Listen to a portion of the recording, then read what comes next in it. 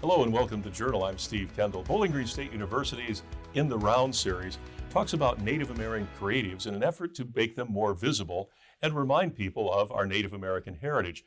We're joined by Jenn Stucker, Heidi, Nees, and Challu. Thank you all for being here. All professors at Bowling Green State University, all involved in the program, and we've had In the Round on before. Jenn, for those who may not remember maybe all the details, kind of talk about how In the Round came about, why it came about, and some of the things that we've done in the past and some of the things you're going to be doing that we're going to talk about today.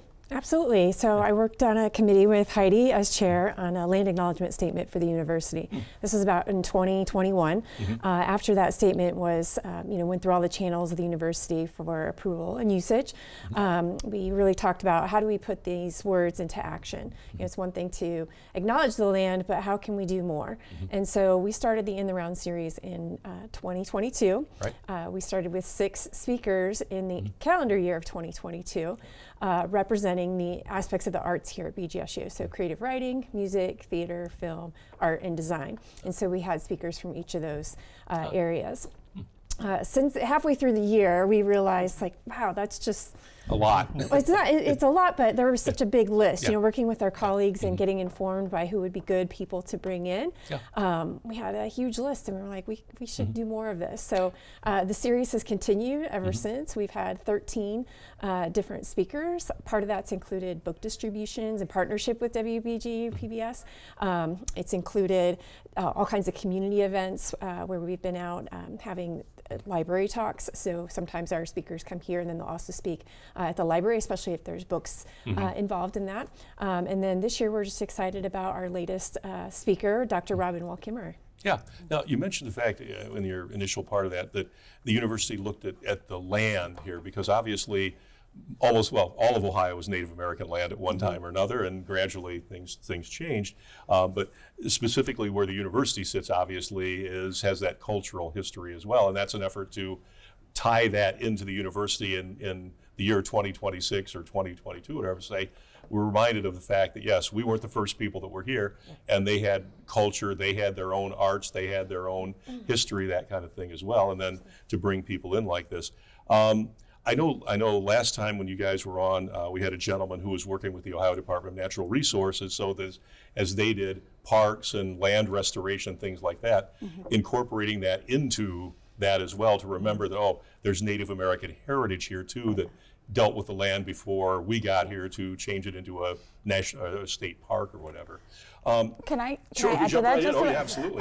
That person's name is Talon Silverhorn. Yes. Okay. And Talon is a member of the Eastern Shawnee tribe. And he was instrumental in the development of the Great Council State Park that opened in Xenia, Ohio. I think it was the fall of 2024. Okay. It's been within the last couple of years. Right. So if folks are headed down south on 75, definitely go check out the Great Council State Park. And you can see an example of this in work, basically. Yeah, and there's a lot of Shawnee input in the creation of that park from members of all 3 federally recognized Shawnee tribes. So definitely check it out. Yeah, and I guess too, and obviously you have lots of partners outside of the university as well that work with you on this too, because we're going to talk eventually about some of the things you have set up in the spring and into the summer. Basically, you had a lot of activities in the fall. So talk a little about who else you collaborate with, because they're an important part of this as well. Yeah, so we have continued this year our partnership with the Wood County District Public Library. They've been wonderful partners from day one of the series. Also partnering with, we've continued to partner with BG City Schools. There are high schoolers who are going to get copies of Braiding Sweetgrass for Young Adults, which is an adaptation of Dr. Robin Walkimmer's work. We also partner with the Wood County Park District. In fact, and maybe Amilcar can talk a little bit more about some of our partnerships there, but we just worked with them this past Saturday on a seed cleaning, which was amazing and a wonderful gathering of folks from around the area. And then also the BG Parks and Rec have been wonderful partners with all of this as well.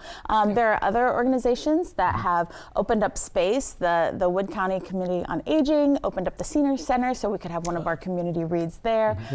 So there's just been, it's been wonderful to see how the community. Too, right? Yeah, Oh my gosh, thank you so much. Another really important, vital partner in this, the 577 Foundation. Oh, okay, up in Perrysburg. Yeah. Yes, Okay. and we'll be having a community reads there this in March. But also they're going to do a story walk in March of Bud Finds Her Gift, which is Robin Walkimmer's first children's book that came out this past fall. So we're just really excited about how the community has come together. Yeah. And Emil, talk about like your participation, your role in this, and how you got involved in it. So I'm in the Department of History. We've been talking a little bit when the land acknowledgement came about, and I mean the department has been involved in a secondary role with supporting the series, but so they invited me to be there, and I said yes, and I'm very grateful. So it's but yeah, I mean it's a different program than the previous years in that we have one big event and we build up to that event, and as Heidi was saying, I mean we have partners all over the region that have put this in. I mean have transform this into something different than what maybe we originally were thinking. I mean, it's not that you had like a specific plan, but the beauty of this is how it's evolving, like a child in a way. But yeah, so the Wood County Parks and Parks and Rec here, they have been partnering with the university in other events as well, and it's very nice to bring them to this. So basically, the books are about love for nature and how nature loves you back and forth. So it's a reciprocal relationship.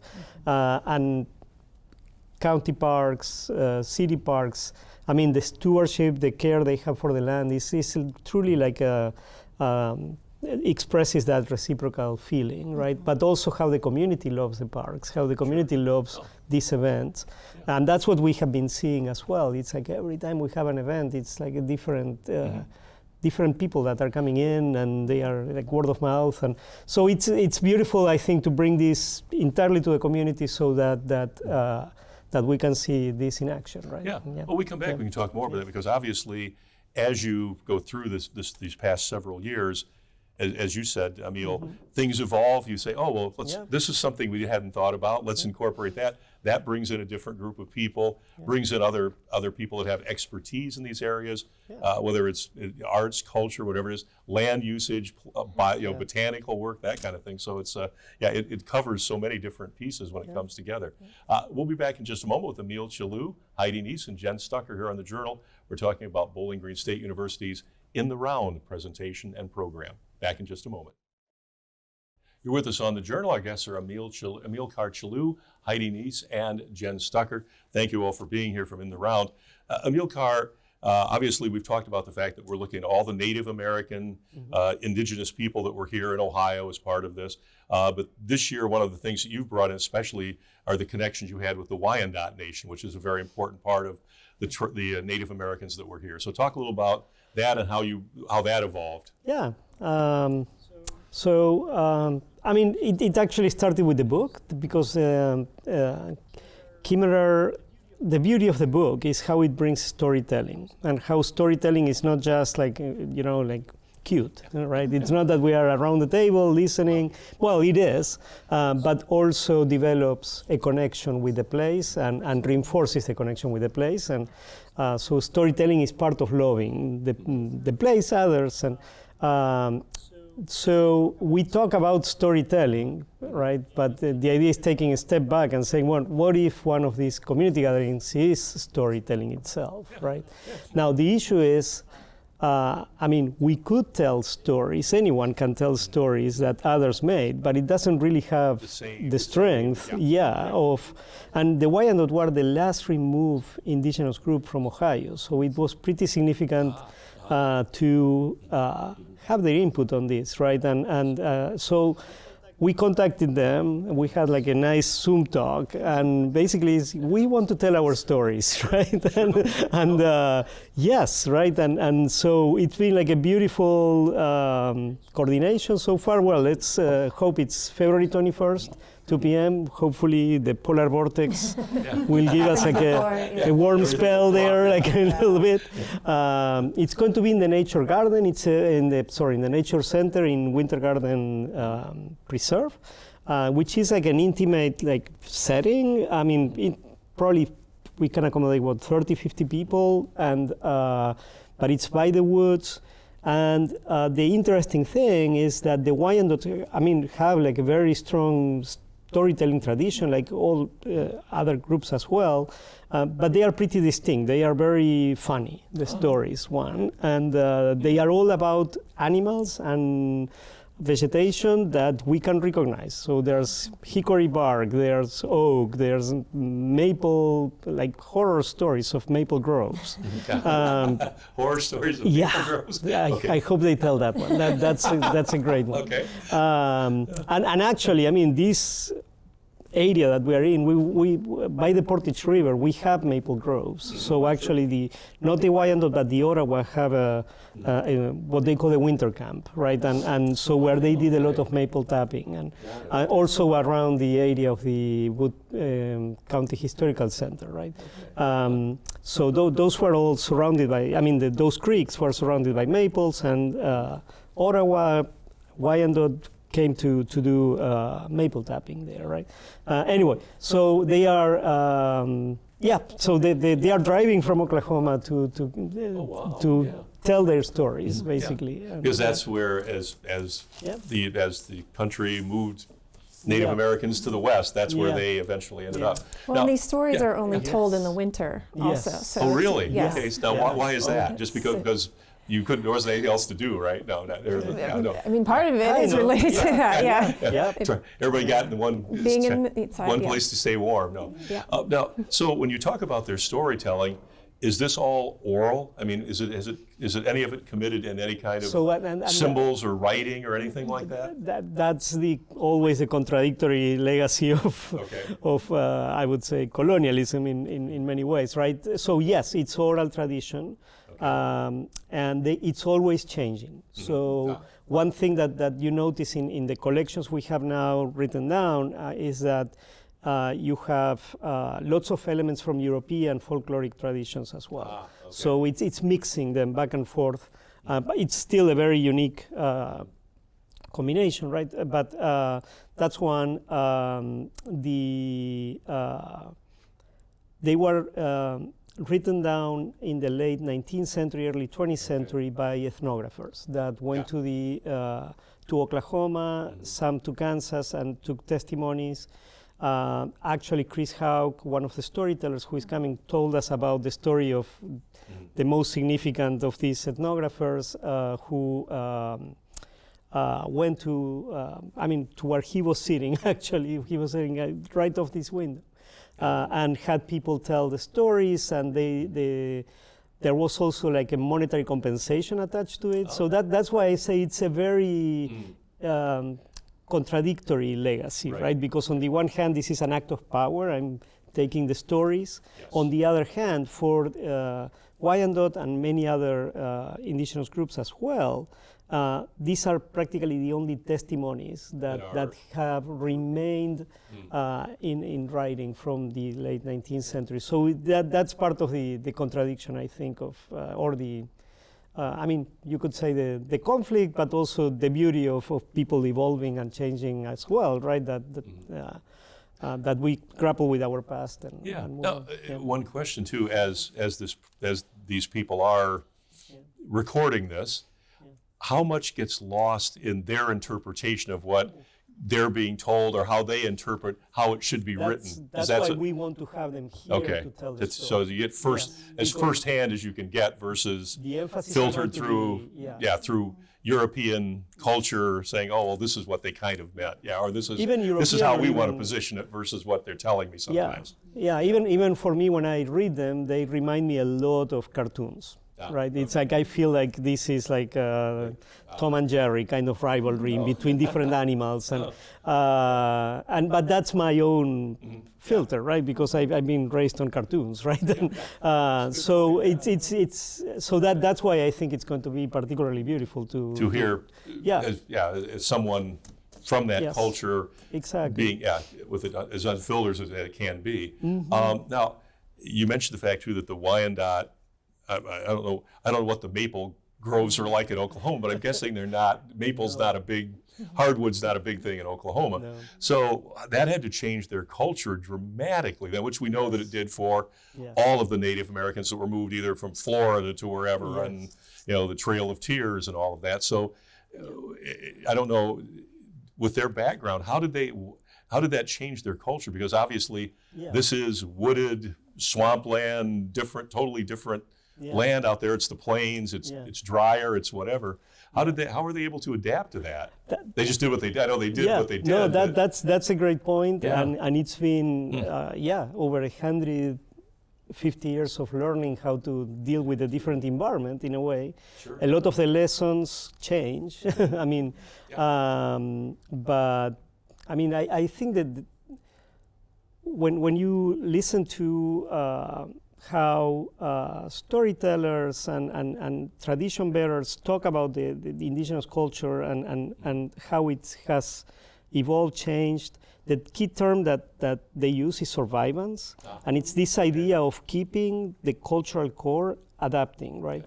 And that's, to me, something, but I mean, I know Heidi knows much better about this too. And I would say survival, and then also we have survivance, which Amilcar just mentioned. Well, can we come back and touch on that? We'll start there, because obviously it is a matter of you do what you need to do to, as you said, survive, but at the same time, try to hold on to as much of that original culture as you can. So interesting. We'll back in just a moment. We're talking about In the Round with the folks from Bowling Green State University, Amilcar, Challu, Heidi, Nees, and Jenn Stucker. Back in just a moment. Thank you for staying with us on The Journal. We're talking about Bowling Green State University's In the Round program, and our guests are Amilcar Challu, Heidi Nees, and Jenn Stucker. Heidi, we left that last segment, and Amilcar was talking about the Native Americans moving out of Ohio to, in this case, Oklahoma, the Wyandottes, and their first goal was to survive. So you kind of touched on that as we were leaving. Talk about that and what you're going to follow that up with. I was just going to offer that, the adapting to a completely new region, ecosystem, right? That was a matter of survival for tribal nations.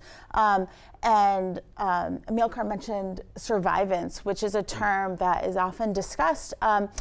And the idea is the combination of survival and resistance. And that is something that Gerald Visner, who is a Native scholar, has talked a lot about in his work. And along the same subject, WYSO in Southwestern Ohio recently produced a podcast series called The Ohio Country, and it's wonderful. And it's about the forcible removal of all the different tribal nations that were here in Ohio. And those tribal nations who still consider Ohio homelands, the stories still connect them to this land. Their culture still connects them to this land. And so I think that anybody who wants to learn more, it's a great series. I think it's 12 episodes, but I highly recommend it. You can find it on your podcatcher of choice. But I also think that Dr. Wall Kimmerer talks about these ideas in her book, Braiding Sweetgrass, as well. So I'm just going to hold that up for a moment. And all of our community programming this year has been designed and geared towards braiding sweetgrass. But she talks about very early in the book, I think the chapter is essay, the essay is called Council of Pecans. And she talks about I think it's her great-great-grandfather and what it was like for him and his family when they were removed to out west. And the changes in ecology and what that meant for everything from diet to culture to seasons to everything, right? And probably even the clothes they wore, the things, because they were used to using what was here versus what was then available out there. Yeah. Oh. So I think I do want to say Braiding Sweetgrass, one of the things we love about this book is it's divided into essays. Okay. And so you can sit and read at your own pace. How we designed the programming this year, the community read sessions that we've had throughout the fall and that continue throughout the spring. Those, each one focuses on one essay in the book. So no one has to feel like I have to read the whole book before I come to the community reads, right? And all the outdoor gatherings that we've planned are designed to, again, connect with community partners and to get people involved with the land, right? And so back in September, Cinda Stutzman led a wonderful guided hike through Winter Garden, St. John's Preserve, and talked about the work they're doing to try to restore native plant life there. There was with the Wood County Parks District, we had an owl hike, a guided owl hike in December. It was kind of snowy, but We did hear owls. owls were heard. As I said, we just had a seed cleaning. We have coming up, Mars Dupay, who is part of the School of Art, is leading an art making and collaging event in March. We have community garden planting here on BGSU's campus in May. So we have a lot more coming up. I don't know if you all want to add any other And programs? as you were saying, you're linking not just these stories about their culture, but how the interaction was with the land as they found it when they were here, and then the efforts now to bring that back, some of that back, to restore that environment that was here. You can see pieces of it in places if you ride the Slippery Elm Trail. You go through what looked like the Great Black Swamp back then, but that's a small piece of everything, and this is an effort to restore native plants and the things that they use to cook, eat, live, whatever, build, that kind of thing, to restore that kind of situation. And how can we all learn Sure. how to establish reciprocal relationality with the area we call home, right? Yeah, because it constantly is evolving. Someone 100 years from now will look at what we were doing and go, well, they didn't understand why we were doing what we were doing, but they'll, as you said, Amilcar, things will evolve, and that's how people then adapt and survive and that sort of thing. When you look at these events, I know you've got community reads coming up in February, March, and April. The outdoor gatherings go on in the same thing, March, April, into May. When you start to lay all of that out, I mean, that's a pretty big undertaking. So how do you find people more than eager to help, or is it sometimes it's a little trickier than maybe you anticipated with a typical thing? I think it's been rather easy. I mean, Good. it doesn't mean it's Great. not work. It's definitely But, work, but the partners have all been very enthusiastic. I think there's even the reciprocity of, our enthusiasm about what we're doing, their enthusiasm about sharing the work that they're doing has just made a nice mix. One of Robin's quotes in her book is all flourishing is mutual. And so I think that relates to person and person to earth. And so the earth is doing well, we're doing well, and vice versa. So these community events have, come together really fluidly and easily. We're so excited about the partners we've been able to connect with. And I think the nice thing about this is, too, one of the many things that's nice about it is that it allows a more in-depth examination of Native American culture in Ohio, because it gets, at least, and I haven't been in high school for a while, but I remember that it wasn't a big part of Ohio history, and there was an Ohio history course, but this was a very small part of what it was Native Americans. It was more about the progression, manifest destiny, that sort of thing, versus what it was like before the push west began out of the 13 colonies in Connecticut and the firelands and all of that sort of thing. So it's good that this kind of reconnects that and the storytelling you talked about, Amilcar, and then relates it to the land and what was here and what it can be again. So it brings it kind of full circle and starts to fill in a lot of those gaps. Yeah, well, one of the things about learning standards across the nation, 87% don't address Native cultures past 1900. So there's a lot of perception by people that, Native Indigenous cultures are in the past. And so that's why a big part of our focus and the language that we use in the round is presence, not just here in the This space, isn't- but present. Yeah. We're not studying Egyptian culture, we're studying Yeah. a live, viable, going on today kind Absolutely, of culture. yes. And, Yeah. and Robin is Yeah. Potawatomi, which is part of the homelands for the Potawatomi people. And also her book is, she was on our list from the very beginning when we started this series. And for us, it was like, oh, that's such a big, big ask. So we're so excited that we've been able to get into a position where we were able to ask her to come. Braiding Sweetgrass has sold over 3 million copies. Wow, She's okay. been noted as a top 100 writer in the 21st century. So we're expecting a pretty good audience to come in March and hear her speak, and we're just excited to have her here. She also has a series she's doing on her own called Plant Baby Plant. And so really asking all kinds of individuals to get involved with, if we want to really preserve the earth, we need to get connected with planting and giving love back to the earth. And obviously the easiest thing to do is very simple.